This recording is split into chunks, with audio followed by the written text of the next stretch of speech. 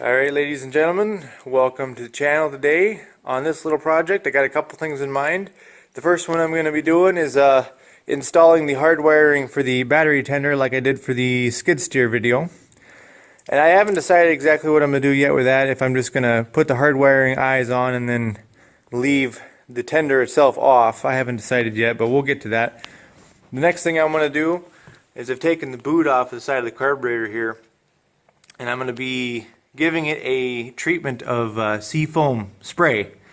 I also have Seafoam in the tank and Seafoam in the engine, and I'm hoping that'll kind of help clean it up a little bit. I've had issues with this machine. I'm thinking it's carbon buildup around the valves, and I've had good luck with the Seafoam stuff, so we're going to do a little bit of that, and then we're going to grease it. And we're going to go outside and we're going to work it real hard as per instructions on the can. So I'll set you up and we'll see what happens.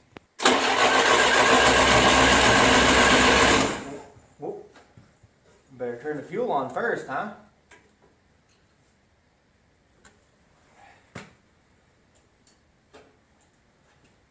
Give it a second for the fuel to go down into the carburetor.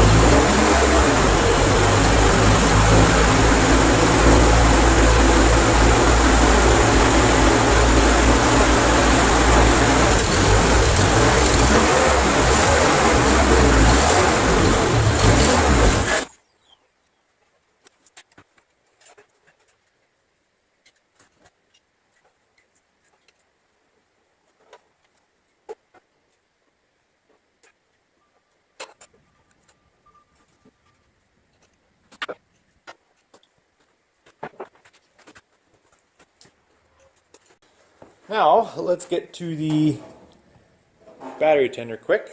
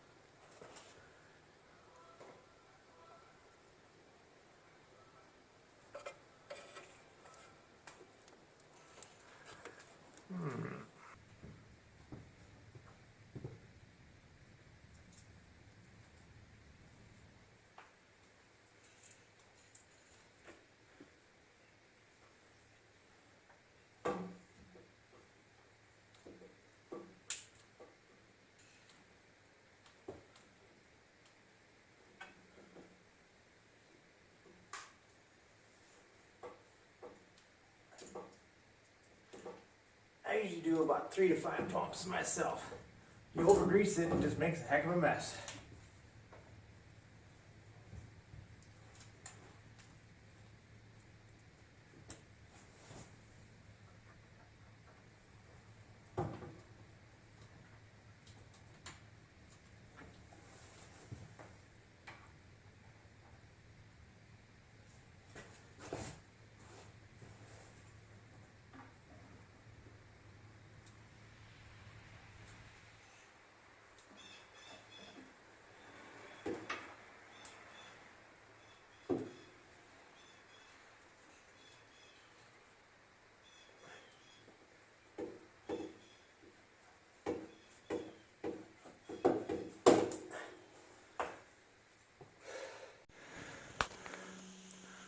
Okay, so for the longest time I had a set of forks on this machine and I had replaced most of the grease zerks on the front end of this guy.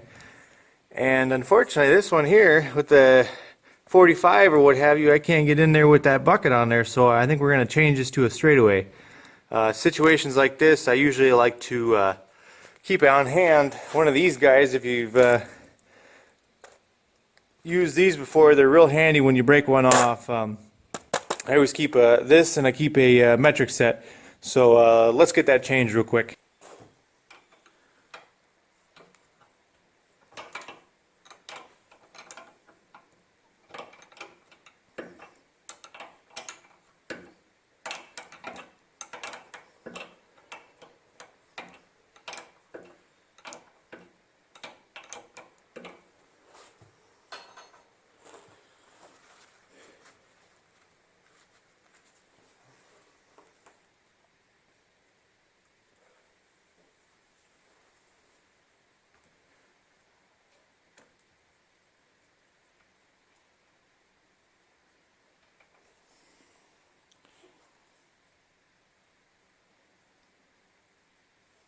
So you see the difference there, one's a 90 and one's a straightaway. I should be able to reach it now with the grease gun.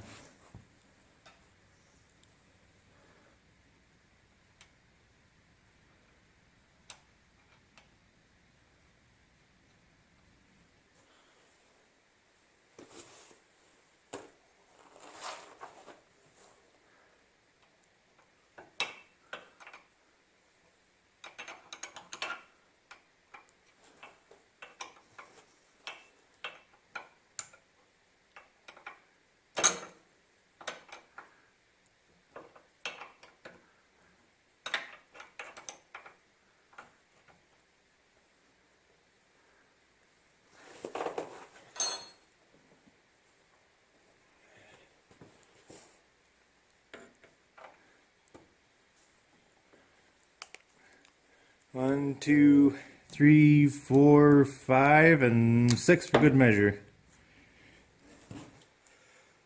Alright guys, that's the first part of this little episode. Now that I've got the Seafoam in the intake, I've got a full can of Seafoam in the engine, and I got Seafoam in the gasoline. And we've greased it. We're going to fire it up. I'm going to warm it up. We got a little bit of snow I want to move around. She's kind of melting, so I want to get it pushed back a little bit. I'm going to bring it back in and we're going to change the oil. Now this machine has a Continental Y112 and it's got about 15-20 hours on it, this oil. And the reason I'm changing it is the Seafoam. I put a full can in there to clean her up real good. We're going to see what that looks like. We're going to get her good and hot and I'll show you how we change it and we'll show you what it looks like.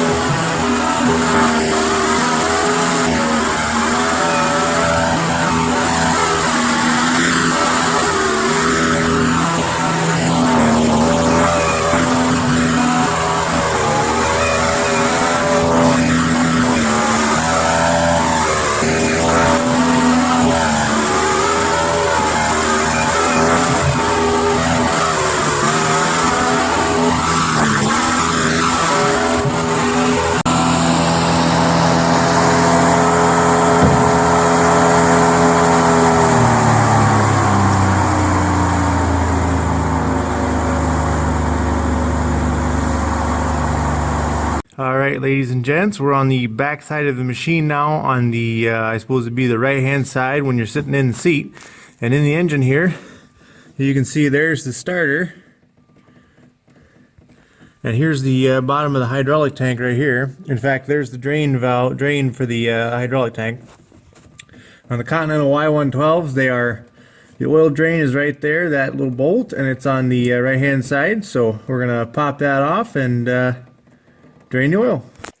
Alright everybody, unfortunately with my greasy rubber gloves on, I hit the button, but I didn't think I hit the button.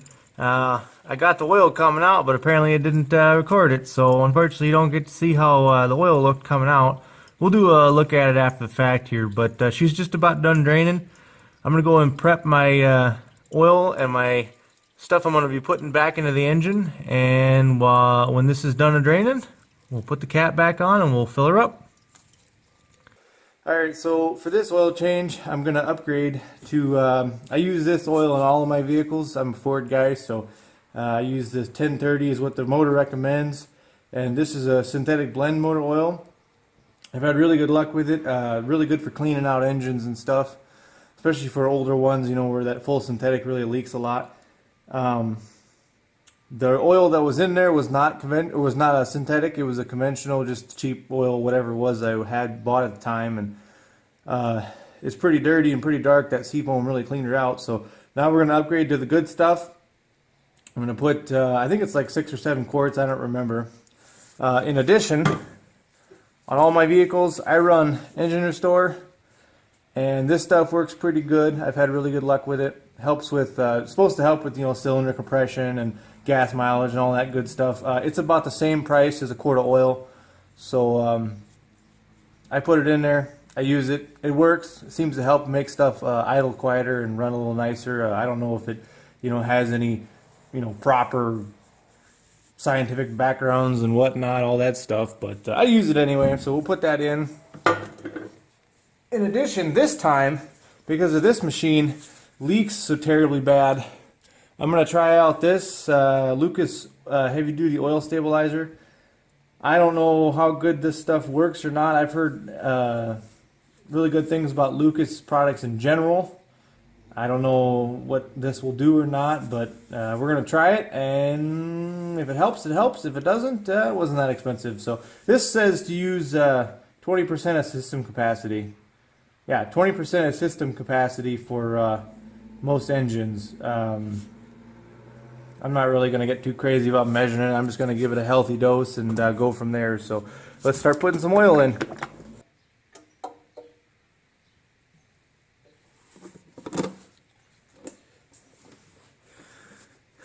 Now on account of this particular oil change, I am not going to be changing the filter because it's only got about 15 hours on it.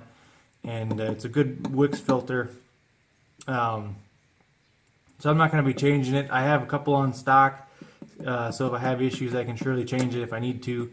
And this is an oil bypass system, so I don't need to drain the oil to change the filter if I have issues. I'm probably only going to run this oil about probably 100 hours maybe at the most. So I'm not too concerned about it doing anything.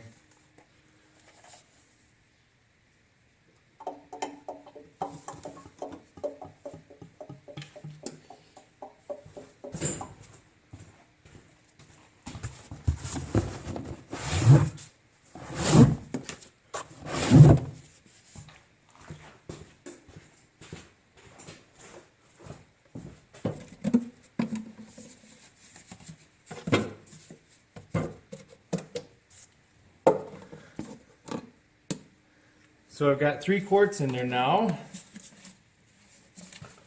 I'm going to put the engine restore in there. Now this stuff, you got to shake it really good. It's blue. Nice pretty blue. And I've heard other guys say, you know, if you want to use this stuff, if you really want to make it work good, I've heard a lot of guys say if you take the spark plug out and dump a little right down in the cylinder hole, because it's supposed to go on to the cylinder around that whole area there and line the walls and let the rings seal really well. So I've been wanting to try that at some point. I'm not going to do it today, but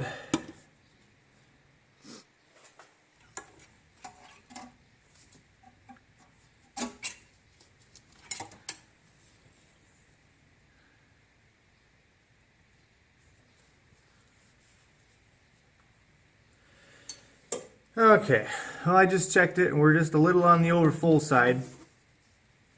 But this particular machine with the oil bypass, she goes down about 1/4 to 1/2 a dipstick when you do that. So what I'm going to do, we're going to dump a little bit of this stuff in there.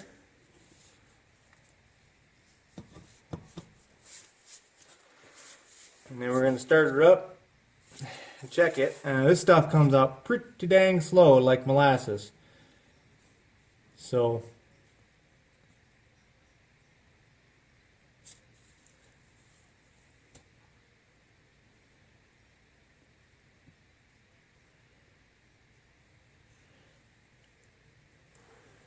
I don't know how much that is at 20%, but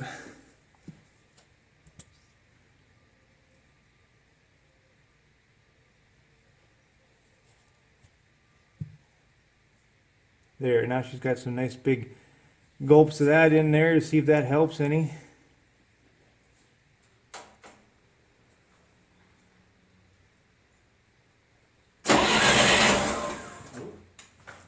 Where's my wheel chuck? Where's my wheel chuck?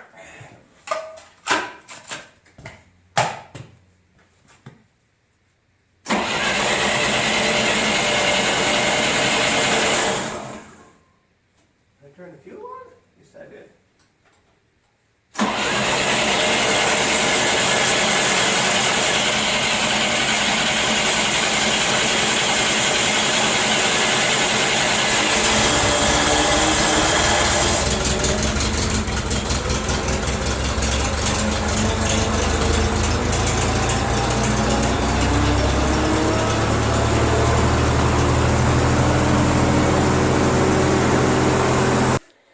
I tell you what, guys, ain't this stuff tasty.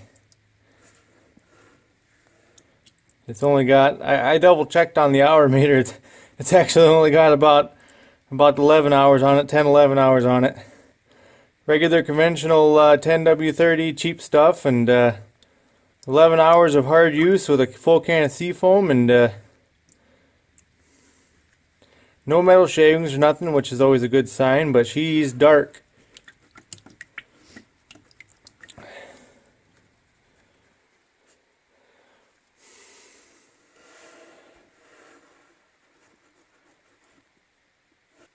Alright guys, thanks for joining me on this little repair video for my little wheel loader here I got. This is, to the best of my knowledge, it's a 1978 Swinger 100. I'm not for sure exactly, it doesn't say. It's got a Continental Y112 engine in it. It's a 4-cylinder, straight 4-cylinder. This next video we're going to be doing, I'm going to be repairing the roll cage for it. I'll show you how it was damaged, and I got to cut it out, and we're going to buy some new tube steel and weld her back in, replace her, and get it going good, because these machines are known for being just a little on the tippy side, and I don't really want to go without a roll cage, even though it feels pretty steady with, or without I should say, but I don't want to go without since I have one. Anyway, enough of my rambling. Thanks for watching. As always, like, comment, and subscribe.